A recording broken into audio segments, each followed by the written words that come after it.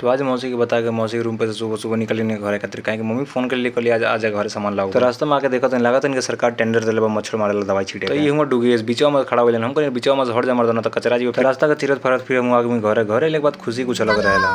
तो हई हुए अमरूद अमरूद हुए शहर खातिर हमनी खातिर रुन्नी हुए तो घरे ले बाद यार के पोला के लेके चले कमी चल मर दो तार खेतों में तूर के रुनिया खमी बड़ी मीठ लागत रहे तो कहत न चलो का भाई बेटा आज कहत फिर चले के तूर के आवल जले रुन्नी खात खात पहुंच गए हनुमान जी के मंदिर। ये मंदिर के पास में एगो साइड में पोखरा बाटे जोन के हमनी के बचपन की याद दिलावेला। तो ई पोखरा में नहाए के घर से भागी आई के काहे ना कौन जाके मम्मी से बता दे ओकरे बाद जोन पिटाई हमनी को होकर नहीं पोखरा खतरा। तो ये बातचीत लगी पर्दार और यार से करे कि यार पोखरा खतरा हमनी के कितना पिटाई बनी के लेकिन तबो थेथर होने के कितनो पिटाई घरे लेकिन तबो ई पोखरा में आके हमनी नहाई के लेकिन मस्ती ना रुके। तो आई गुप्ता जी साइड में बैठ के लागत न हंसा बतिया सुन कानू ने हंसा में तो पोखरा खतरा जितना पिटाई बनी घरे न लेकिन बिहान मिले फिर आके यही में नहाए के इतना थेथर रहनी है। तो हई काहे केकरा से नर से या मादा से बतियाओ तो लेकिन मुस्कियात बड़ी मस्त रहने हुए घरे होते मम्मी झोला पैसा थमा दे बिकत रही जा सामान वामान लेके आओ। तो ऐसा तो होई ना कि मम्मी कुछ कहे हम कहीं ना करे तो मम्मी पापा लगा फोन करके चढ़ा दिए पापा फिर हमरा सुनाई। तो ये कद्दू का सामान वामान ले तो पहुंच गए सीधा सब्जी मंडी में। सब्जी मंडी में सबसे पहले अइले के नतीजा ये कि भीड़ उड़ तक ना मिले आराम से सब्जी लेके निकल जीवो। पास के गांव में रखाई लो मूर्ति कान्हा जी के मूर्ति देखे खातिर हम हमारे यार पर्दार पहुंच गए देखे खातिर लेकिन कुछ प्रोग्राम अभी होत ना रही निकल गए सीधे घरे खातिर कहीं प्रोग्राम हो गए बहुत लेट रही तो मारे निकल गए घरे। तो आज के प्यारा मिनी ब्लॉग कैसा लागल अगर अच्छा लागलो तो सब्सक्राइब करें मिलते नहीं फिर नेक्स्ट मिनी ब्लॉग में।